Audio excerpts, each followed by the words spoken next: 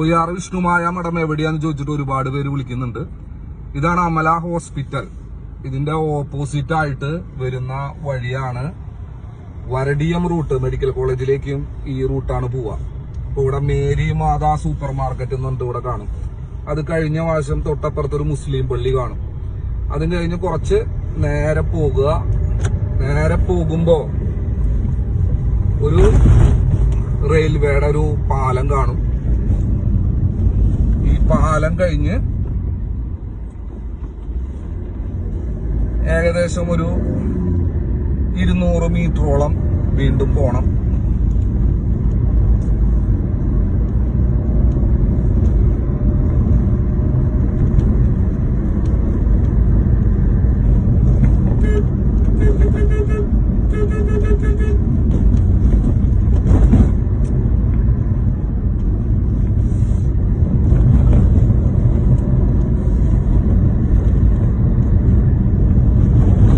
നാലും കൂടിയ ഒരു ചെറിയൊരു സെന്റർ കാണും. ഇവിടെ നിന്നും നേരെ പോവുക.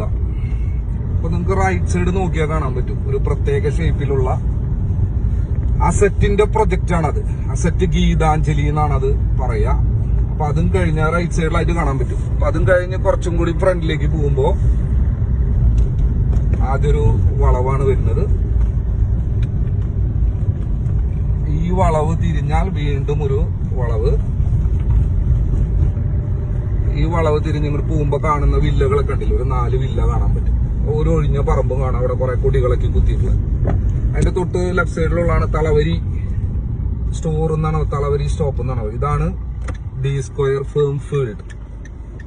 ഏകദേശം 900 മീറ്റർ വരുന്നുള്ളൂ.